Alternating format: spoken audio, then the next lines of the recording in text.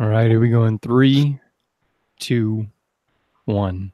What's up, y'all? Welcome to the Sports Medicine Broadcast. We're talking about athletic training box with owner, founder, creator, Adam Larsen. So Adam's going to be talking all about athletic training box. And, as you get onto Facebook or Twitter or Instagram or anything like that, then you're hit with these meals in a box or, the Stitch Fix or whatever it is, the clothes in a box or anything that you want and don't want to have to do yourself. Well, it's now in a subscription box. So Adam just took that concept and applied it to athletic training and athletic trainers. And so if you want to sample some new products without having to go to the workshops, the conventions, things like that, so then Adam is going to be a great resource to talk to. And again, I'm joined by Adam Halpern today from Innovate AT. So Adam Larsen, welcome to the show. Great to be here. Thank you. And then Adam Halpern, welcome back. Yeah, no, thanks. Appreciate it. This is sportsmedicinebroadcast.com/AT-box. Again, sportsmedicinebroadcast.com/AT-box, where I will have a link to the promo code that can save you 15% on your first AT box order from Adam. So without much further ado, Mr. Larsen, why don't you tell us what AT box is, where the idea came from? Well, basically last year in March, I was talking to some colleagues about going to the NATA symposium. And we realized that it was just a little expensive at the time for a couple of graduate assistants to afford. And I was like, wow, wouldn't it be great if someone just put the convention into a box and just sent it to you? And they were like, yeah, that'd be great. So it got me thinking. I started researching, how it would be possible and different subscription box services and all that. And in June of last year, I launched the business, and August 1st, I sent out my first box. The whole goal of my business is to make it so professionals that are either on a time crunch or don't have the funds to travel to conferences can get that experience and get new products and see what is out there. So. All right, so August 1st, sent out your first box. So then kind of continue from there. What does it look like? Because as we're recording this now, it's March, National Athletic Training Month. We're in and up March. So what does it look like from August to March? So I send it out every 3 months. So August, November, and February so far, I've sent one out. And it just varies every time what products are in there. Every time the worth of the box is about $65 to $80, somewhere in that range. And the box costs $35 every 3 months. So it's been fun. It's been interesting trying to get everything together while having a full-time job and being enrolled in a master's program as well. So it's been busy, but been interesting. When you say interesting, what does that mean? Like, what have you learned the most? What was the most challenging, eye-opening, all that? I would say the number one thing that I learned, and it was in about December. So originally, when I started this box, I thought it was more of a fun thing. Like, people would get it because they just wanted something athletic training related and fun. And then I actually brought a box into my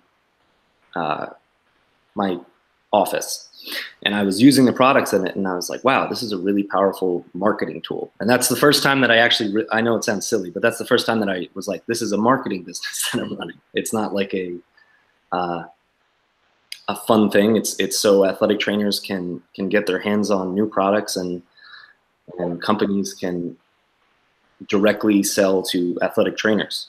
And along with this business, I also learned how to create sales pitches for different audiences. Because originally I was just trying to make the same sales pitch for my customers and for the vendors that I was reaching out to get products in. And after a little while, I learned exactly how to talk to vendors, how to talk to customers, and what kind of things each group needs. And that kind of has helped me talk to, my superintendent, my school board, and my athletic director, like knowing what things I have to say to what people, for them to understand what's happening or what my goals are. So it's been a lot of learning that's been going on. So when you say you figured out that you have a marketing business, did that pivot your strategy? Did it narrow your focus? What was the outcome of that realization? It definitely pivoted my strategy, because after that, I started working more in the social media realm. Between December till now, I've gained a little over 500 followers on my Instagram account. That's really what I've been focusing on. Just trying to build that audience so I can directly communicate with people instead of having like email lists. I just communicate with people over Instagram and social medias and things like that. So it did kind of pivot my strategy a little bit as a business owner.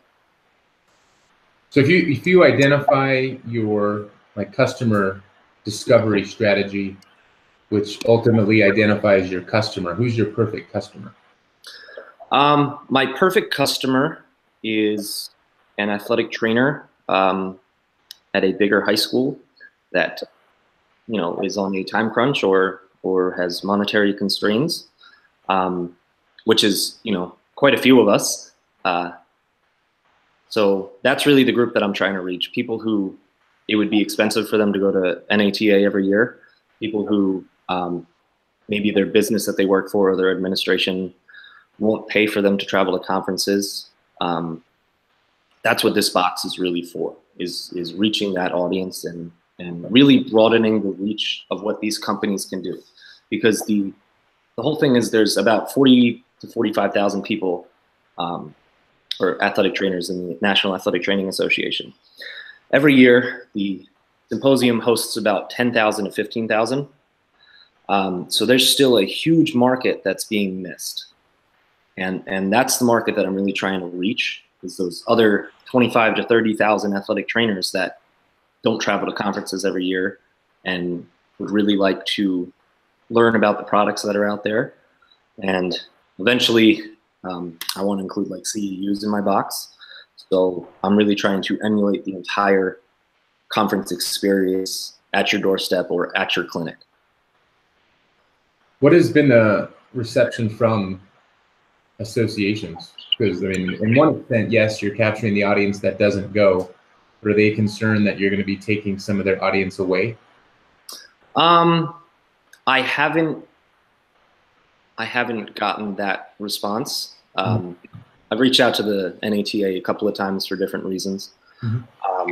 But I mean, basically everyone's kind of just said, "Oh, that's a good idea." So I haven't reached like a critical point yet either where I think they would be concerned about how many customers I'm taking away or anything like that. And the other thing is, like, of course, this doesn't have networking involved with it. It doesn't really have workshops involved with it. So there's still reasons to go to the symposium. Like, don't get me wrong on that. This is just, there was no alternative, and now there is one. That's really what I was trying to do, and I'm still trying to do. Adam, let's go backward just a little bit. You mentioned that you're in a master's program and you weren't able to go to NATA. So tell me a little bit about your athletic trainer story. Well, it's a real long one. I graduated from Marywood University in Scranton, Pennsylvania in 2017.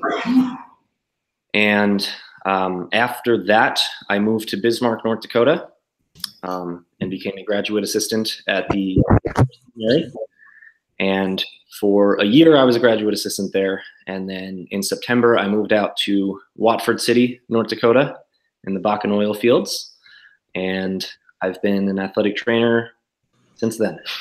So I actually created this business before I was even practicing athletic training. I was still a graduate assistant at the time when I created it. So Yeah, see, that's what I was trying to understand. That's what I was thinking you had said, but just not clearly said that. So you're in school as a grad student, and you had said, "Hey, I can't go. Let me create this business." And so, how do you feel like your youth in the profession affects people's perspective of like your take of the products?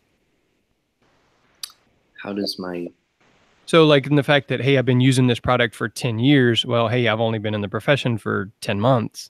Does that in any way, do people question that? I suppose they could, but I'm always like I not only bring in things that I like to use in my practice, but I also look at things that I'm like, wow, I really want to try that. So I kind of try it along with everyone else. So yeah, there's definitely things that I purposefully go and get that product in the box. But then there's other things that I'm like, I want to try it. And I think, you know, that the youth part of that really helps with me trying to see more products and see new products. I think that's kind of where that helps. What has been the reception from the companies that you're putting in the box? A lot of confusion initially because they just don't really understand why it would be helpful for them to be a part of this. But after I talk it out and kind of give them the facts of the situation, like kind of what I just explained about the market that I'm trying to reach, like the other 25,000 athletic trainers that can't go to NATA, and that this is a cheaper alternative for sales floor at symposiums and stuff. They start to understand why it would be useful. And I mean, most of the time people are just pretty excited about it and think it's a good idea. So that's why a lot of companies have wanted to partake so far. To Jeremy's point, do you feel that might have an age thing, that some of the people you're talking with at those companies might just be older and not as familiar with how, you know, the current economies and business models are structured, and it's just so different that they don't just really understand it? Is that part of it? Absolutely. There's definitely been people that I've had to send. So there's these things called unboxing videos. It's how a lot of the major subscription box companies advertise, as they get people on YouTube to open up their box on a video, and it's like a sponsored video and all this stuff. So I've had to send companies those unboxing videos so that they understood what a subscription box was, and how the whole process works. I've also like put together PowerPoints that kind of explain it, so I could just send it off to them. Yeah, so a lot of times you could tell that it's a younger person because they know exactly what it is. They probably ordered a subscription box before, and they just kind of get how e-commerce is booming right now, and how me putting a post on Instagram will really help them out and really get them to reach a broader audience. So. Yeah, that's interesting. You're talking about the having to educate. You know, here with on the podcast, it's kind of the same thing. People were like you said today, Adam Larsen, you're 1 year, 2 years into the profession, and this is the first time you've ever been on a podcast. You know what podcasts are, but I get that a lot. You know, this is my first time ever on a podcast.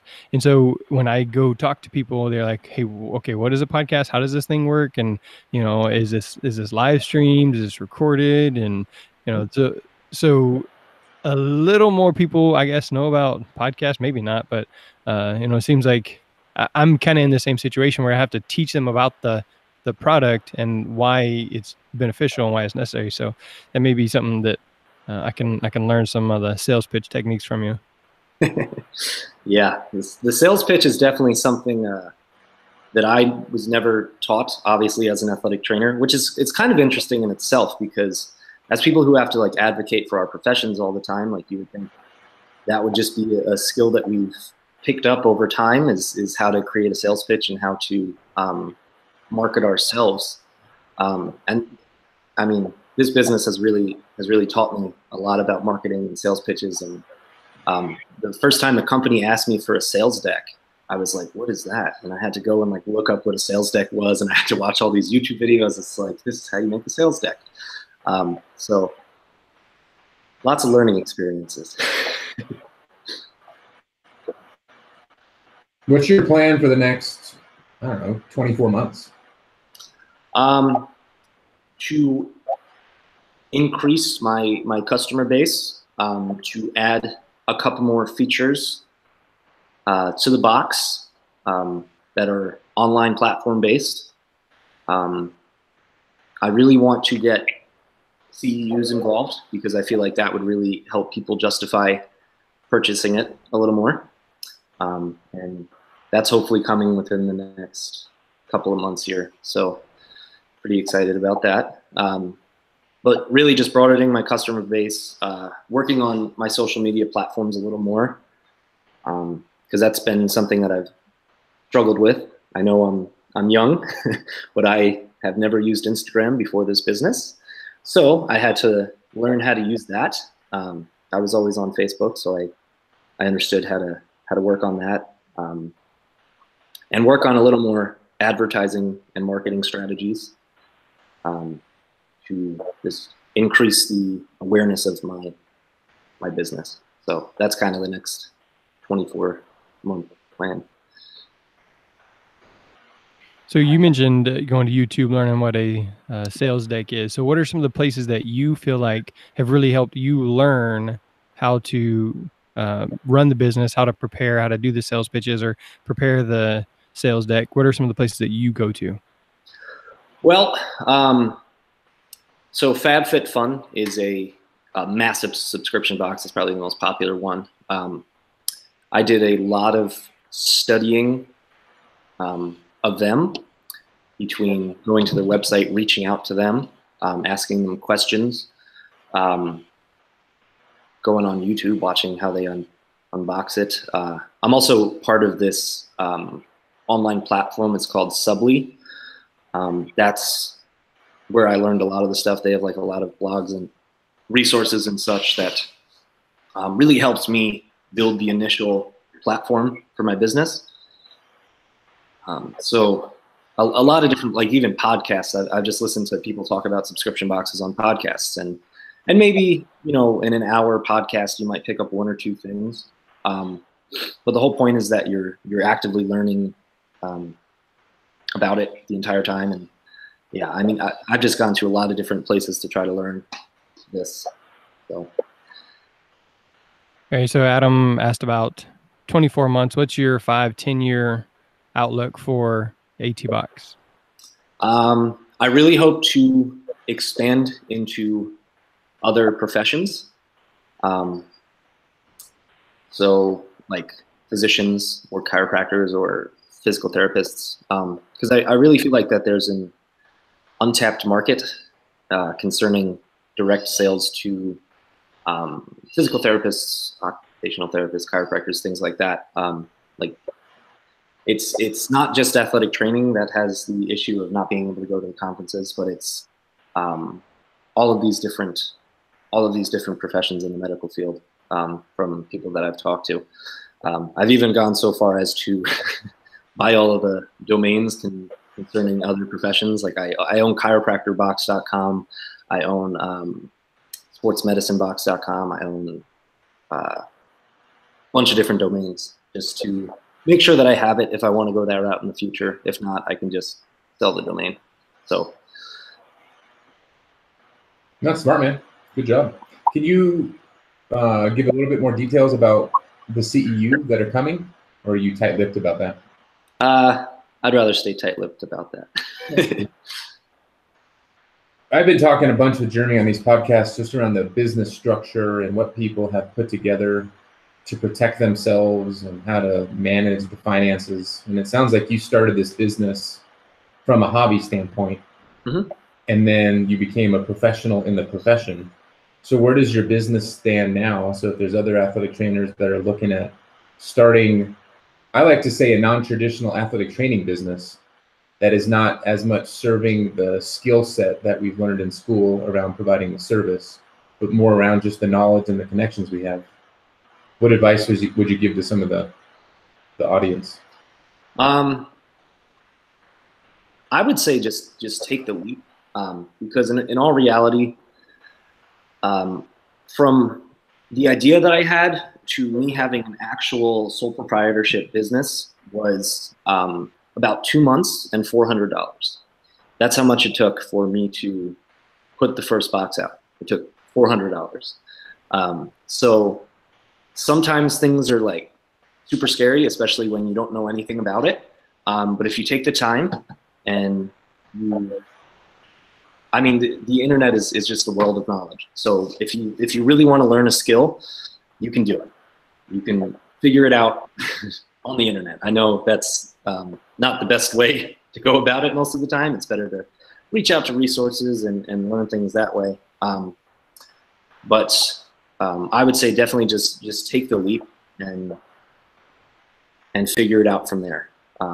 There's nothing wrong with utilizing the internet for learning skills. Yeah, that makes sense. Some of the stuff that I've been talking to Jeremy about regarding his podcast and getting new sponsors are the agreements necessary to really set expectations between the Sports Medicine podcast and his sponsors. Mm-hmm. What do you have in regards to those agreements between your vendors, basically, and then the end user that receives the box? Did you write those on your own? Did you work with an attorney to put that stuff together as well? I wrote them on my own. I did have an attorney look them over. I want those to improve. So that's something that I'm going to work on over the summer when I'm not working as an athletic trainer, is working on a lot of the back end stuff and improving contracts and improving pricing structures and other things related to that. And does that mean you? Are you working with a team? Are you? So far, everything has been me. I'm hoping to have a team eventually, but yeah, good. I mean, good for you, because that's the scary part, is just figuring out how to do it, and you're just diving in. Yeah. So, Jeremy and I both know sometimes you do have to take that leap and just figure out how to fly as you're falling, and you're making some headway. So good for you. Yeah. Well, especially the other thing about my business is there's other subscription box services, but there's nothing whose sole purpose is to sell to professionals that are going to rebuy things. So athletic trainers obviously every year have to put in an order for supplies for the following year. So they're going to buy things. A lot of subscription boxes are marketed just to personal people, like personal hobbies or whatever. Like there's a running box, so it's all running stuff, and a lot of times those people aren't going to rebuy most of the stuff in there or order the stuff in there. So that's definitely a big advantage to mine. So. Okay, so let's actually talk about the box itself. So tell me some of the things that you said you use the box, the stuff that's in the box. So some of the things that you have really enjoyed, and then some of the things that you're like, maybe that wasn't such a good idea. Well, the first 2 boxes, I had a lot of kinesiology tape in there. And I like kinesiology tape for some things. For other things, I don't. There was a lot of that in there the first 2 times, and after looking at it, I was like, that was a little too much kinesiology tape. Maybe we need to change things going forward so that I'm not putting so much of one thing in it, if that makes sense. So, I mean, I don't think there has been anything, and there's been things that people have reached out to me and told me that they didn't like. I had one hydration supplement in there that I really liked. I love the flavor of it.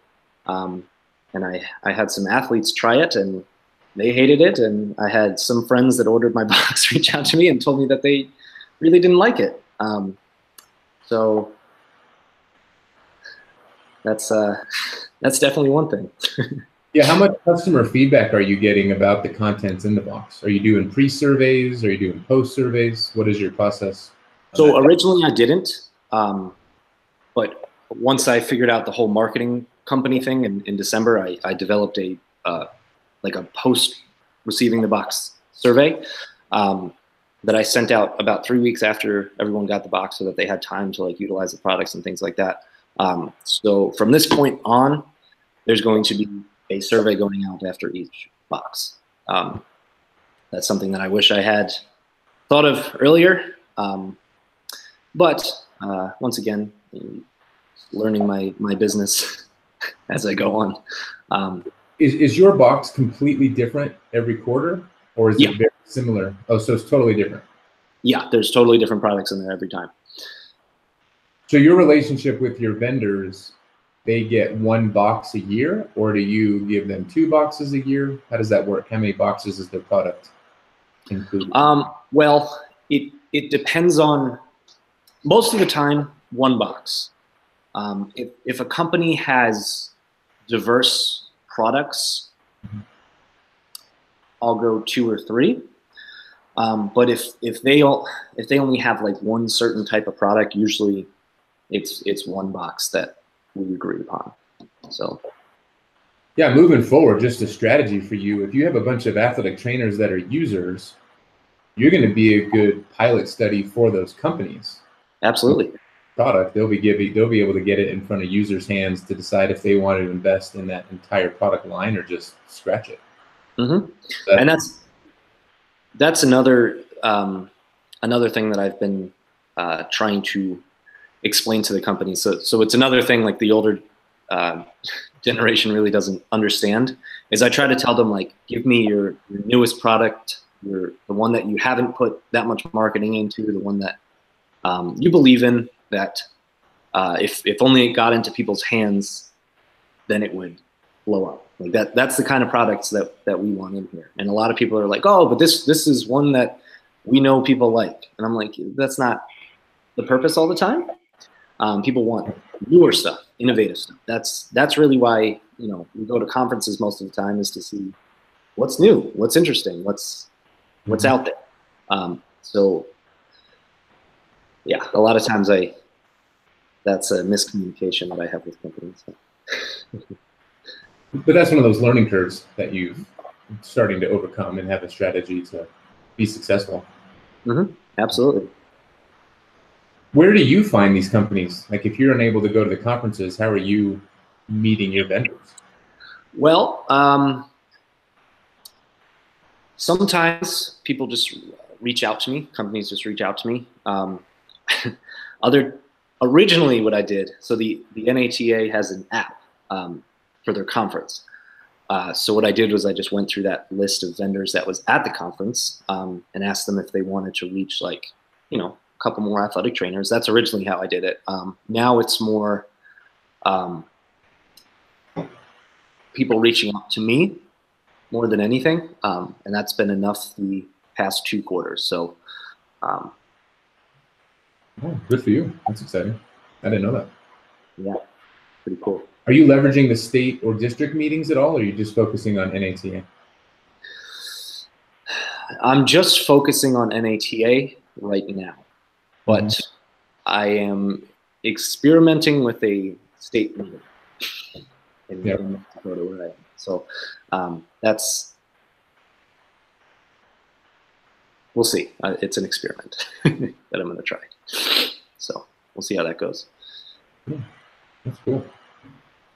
I mean, do you have any advice for anyone, or like for what you're doing, or just owning a business in general? Or are you just so deep in building this thing out that you're focusing on what type of strategic partnerships you can have, what type of vendors, what the sales channels are?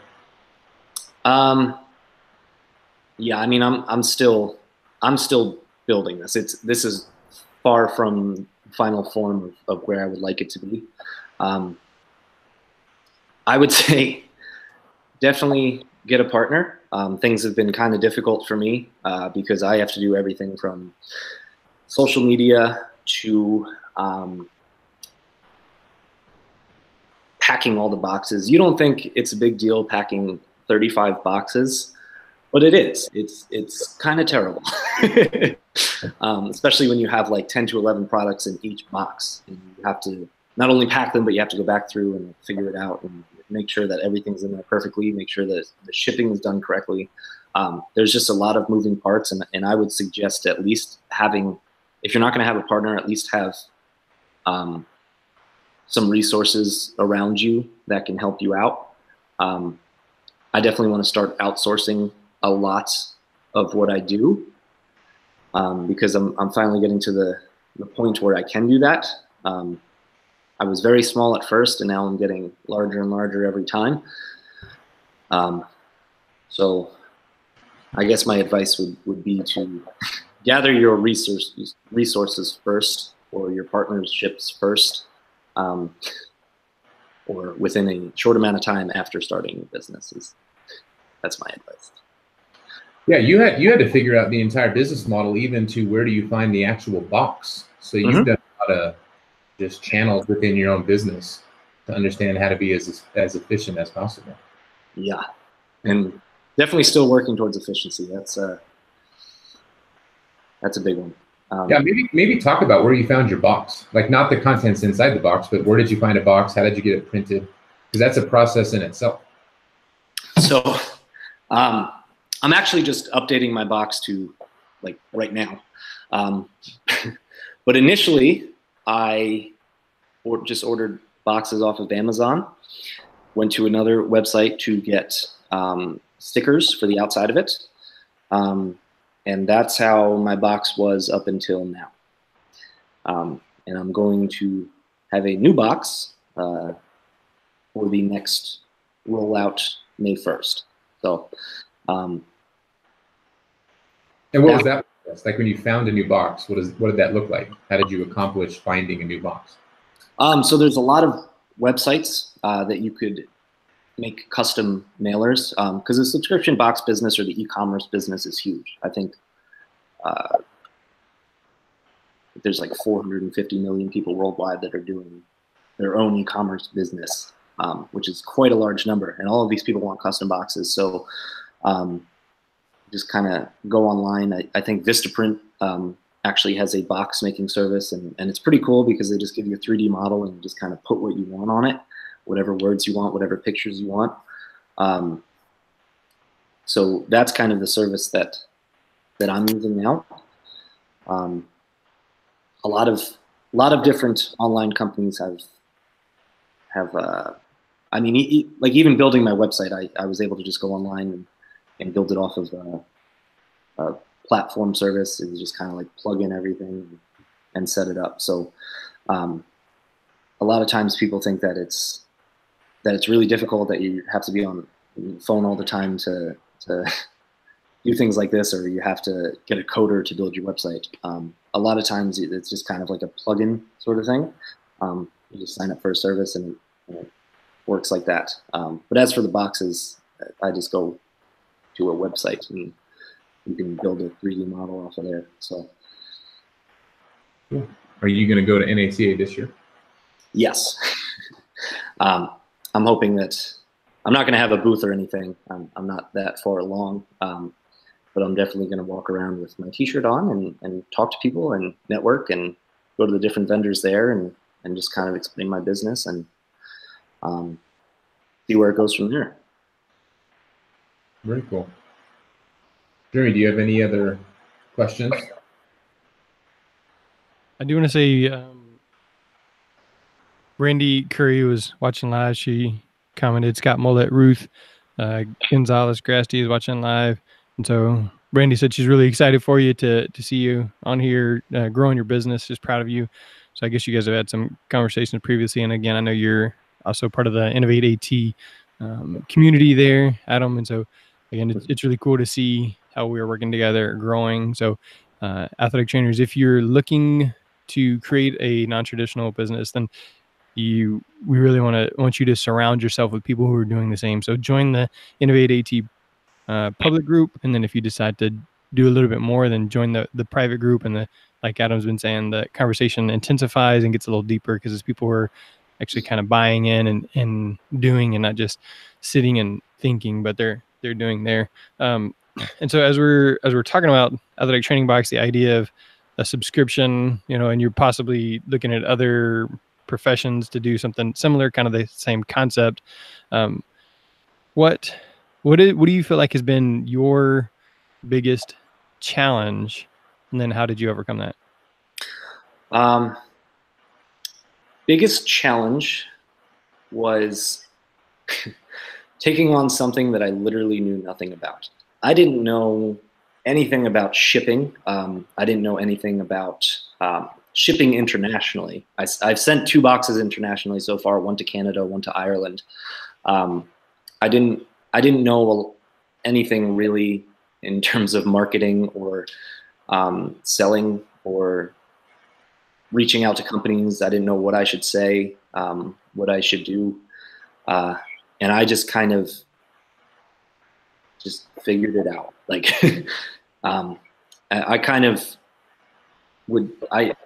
all these whiteboards, and I would lay out all my whiteboards and be like, okay, this is August 1st. What do I need before August 1st? I need a box. I need stickers. I need packing materials. I need products for the box. I need this. I need that. So definitely the biggest challenge would just be doing something that I literally had no idea what I was doing. And having to learn all of that stuff from the ground up. One of the things that, I kind of get here as the host of the sports medicine broadcast is like Firefly recovery or Careware, the like different people or products that they'll send me to kind of test out. But those things are more expensive. Like the Firefly, they're like $30 a piece, or the Careware thing is like $200-300 a piece for the light therapy. Do you see in the future the box going to like 2 different levels? Like, all right, because so here's a product, or here's a higher end version of AT box. Yeah, I do see that, because I've actually had some companies who sell a little bit pricier products ask me if that was a possibility. That's just something that I'm not ready for yet. But I am definitely taking note of all those companies and planning to have that happen. And also, the larger that I get, the better wholesaling pricing I can get. So when it comes to like bigger things like that, or pricier things like that, I can start to do that as I get bigger. With the contents in your box, like I've done Stitch Fix. So you receive the clothing, you try it on, you like it or you don't like it. And if you like it, then you pay for it. If you don't like it, you mail it back. Is your box, if they receive the box, they keep all of it because they're samples? Or is it a box where, like you guys just talked about with the higher price item, then they would decide if they want to keep it or send it back? So first, I want to say it's not all samples. There is full-size stuff in there. There's products in there that's, I mean, the last box had a few products in there that were $20 plus. That being said, you get to keep everything you get in the box, because it's really worthwhile for these companies to send out products directly to athletic trainers. Like if you really wanted to, you could go to all of these different companies and request samples. You would not get what I can give you, but you'd at least get to try these products. The problem with that is you have to spend a lot of time and a lot of effort reaching out to a bunch of different companies to get the products. And I can send you full-size products. A lot of times when you reach out to companies, they'll only send you samples. So yeah, I mean, you get to keep everything. Now, a lot of times it's like full-size stuff in there and stuff that you get to use on your patients, and you get to try and actually see if you like over a period of time. You might get a full tube of topical analgesic that will last you a month or two. So you could actually get to see if it's something that you want to purchase again. So, do you have any sales benefits for your business, that if athletic trainers are purchasing the products in the future, that it's linked back to your distribution model and you have an extra benefit by partnering with these vendors? A few. There's a couple. So I don't let people into the box just like, here's a coupon. I make it so that I am like an affiliate if I'm putting a coupon in there. So I'm trying not to just like say a bunch of companies' names, but there's one company that sells like clothing, posture clothing, and I'm an affiliate with them. So if you want to use the coupon that's in the box, I would get a small percentage of the sale of that product. So in terms of that, that hasn't worked out extremely well, because a lot of times, like, you know, like I said, there's a once a year purchasing model in athletic training a majority of the time. So really in May or June, we'll get to see how many of these coupons are actually used for purchasing and how many athletic trainers were actually used the resources that have been in the athletic training box in the past year. So I have a similar, like with MedBridge, you know, if somebody uses the SMB, then, you know, a percentage of that goes to me. And then for me, we give away one like full year subscription based on the people that have used that code. So, you know, they'll go back and look at it and pick one person, and then we'll contact them there. And so again, the affiliate thing kind of works for us as well. But, you know, sometimes for me, it's the free product, like Hoist sends me product here, or when I went to present at Trinity, they gave me free product, or when I'm going to NATA, it's free product. So it's kind of not always the money that's coming out of it, but sometimes it's stuff that I can use for my school or for, you know, personally, that kind of thing too. So yeah, like these companies want to broaden their market. So giving a free product to you, or like even a T-shirt, I see Hoist and MedBridge back there on your wall as well. That's super advantageous for them. So companies want to reach you. So that's Athletic Training Box is a good way to go for getting some cool stuff for the future. If we talk about marketing, one of the things we talked about before we went on air was having a catchy jingle. So, and if you're doing videos on YouTube and if you're doing social media campaigns, this is kind of a question to the audience. I mean, I said if we have any connections to Justin Timberlake to mimic the SNL, you know, skit. I won't get into the song because this is a family broadcast. But if anyone listening has a good jingle for Adam, that would be catchy. He definitely needs to have one for his marketing aspects. Yeah, I could have sang it at the beginning of the show here. That's Yeah. So, yeah, Brandy might have one. She has kids. She might have something that's catchy and family friendly for everyone. Yeah. Well, that's I guess I could talk about that as well. So I want to say in January, I actually switched my website around a little bit because I read the book. It's someone on the Innovate AT private community actually recommended Story Brand by, I think it's Donald Miller. Mm-hmm. That was an awesome book, and it really laid out how to have a complete marketing plan. And so I switched around almost my entire website. So there you go. Another thing why Innovate AT community is a good thing to be a part of. You get resources like that. Yeah, that was Allison. Allison's like a resident marketing guru. She's an athletic trainer, but she's done a lot in different industries and large corporate companies. So she's bringing a very high-level skill set to the group. So we'll appreciate that feedback for Allison. Awesome. Yeah, I'm in the process of listening to that book, and it's one that I am actually going to buy the physical copy so I can like read, highlight, and look at things as well there. So athletic trainers, if you're looking to start a business, then Story Brand by Donald Miller is a really good book to kind of help you start and then refocus if you've already started. Of course, obviously we're promoting the Innovate AT Facebook group there, so we can work together to grow together. So, Halpern, you got anything else? No, I mean, I don't want to make this plug about Innovate AT, because this is about, athletic training box and about sports medicine broadcast. But I think the main focus that we're trying to bring are conversations like this, that all three of us have taken that leap. We're stepping way outside of our comfort zone, way outside of our education that we obtained for the skill set of athletic training. And to Adam's point, it's surrounding yourself with like-minded people, resources to help you be successful. And that's what we're doing with Innovate AT. So it's not even that Innovate AT has all the answers. It's we want to bring people together to create an answer, create a solution, and really to create an experience for everyone to be successful.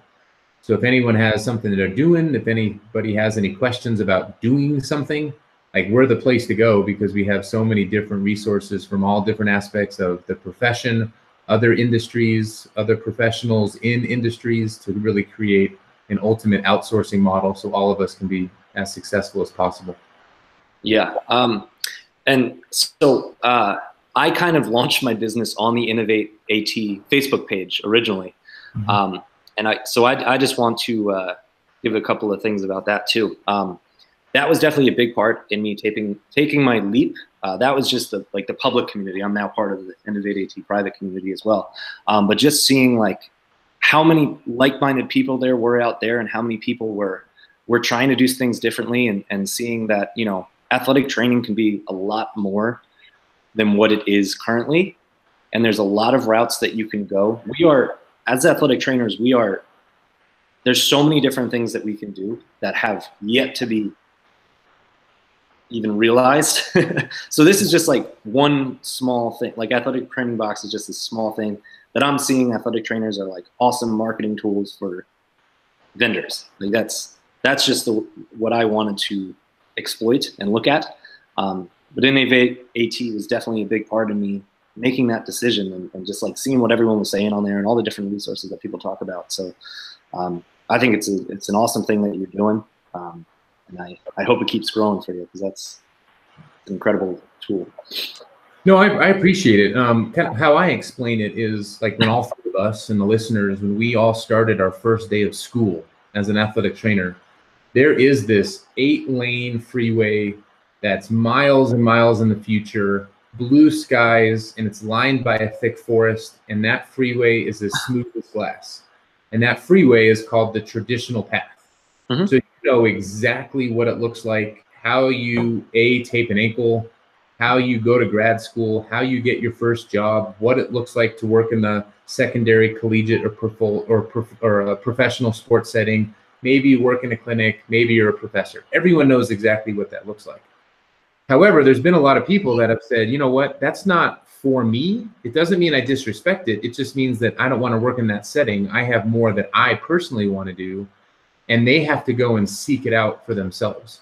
So what Innovate AT has really identified is, if you're on this freeway and you're looking for a new path, we're finding the Jeremys, we're finding the Brandys, we're finding the Adams, that if you look in the forest, there literally is a walking path right now of individuals taking this charge forward in their own life. And what we're trying to do with Innovate AT is turn that walking path into a 2-lane mountain road, and then ultimately an 8-lane freeway, to give the athletic trainer alternative and 2 options of, I'm either going to go down that traditional path, or there's this other path around owning my own business or working within a big corporate setting and having all these professional skills. So I want to highlight that some people think, we're not for, or we're not pro traditional models. We're totally for the traditional model. There's just individuals that might want to do something different, and/or working with Brandy, because I know she's listening and we've been on this podcast a couple times the last couple weeks.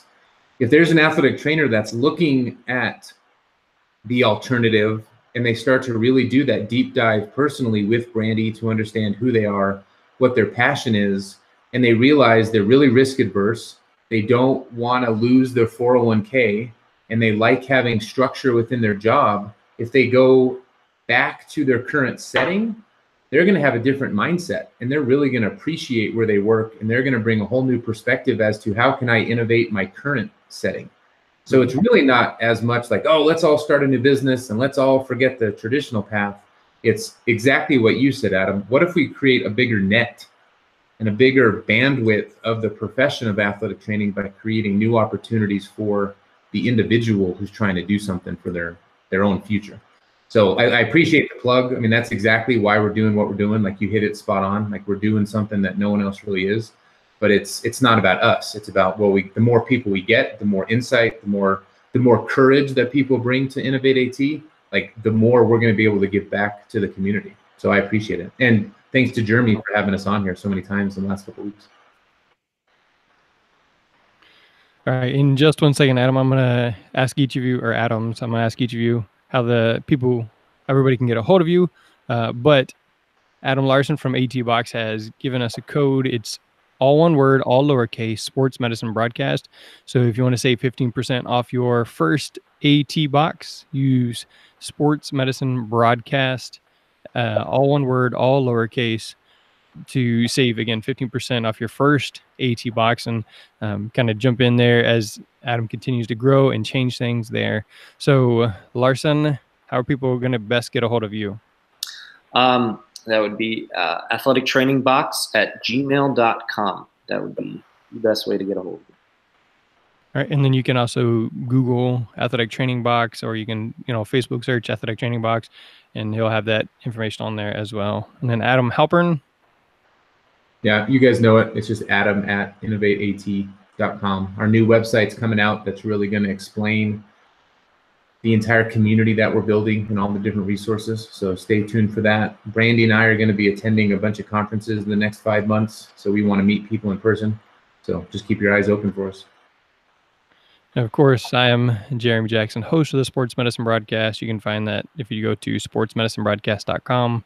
This one specifically is sportsmedicinebroadcast.com/ATBox. And just like Adam was saying, being at conference, Dragonfly Max will put me up for the NATA meetings there. And so it'll be a great time to come see me, get to see their product, get to talk with lots of different people. And so there's going to be a lot of different people involved in the Sports Medicine Broadcast at the live event this year. And so I'm excited about that. And I think by the time this episode comes out, it'll already have been passed, but still there's plenty of people that will end up watching it live. Myotech Drink Hoist. And then my favorite hydration supplier is Frio Hydration. I'm excited about the new gear they're going to be sending out here as part of a partner with the podcast, but it's the only one that I would recommend anyways. So check out Frio Hydration there. Again, sportsmedicinebroadcast.com/ATBox with Adam Larsen, owner, creator, founder, president, and then Adam Halpern, the big idea guy, helping to innovate in athletic training. So for Jeremy, Adam, that is a wrap. Thanks, guys. Thank you.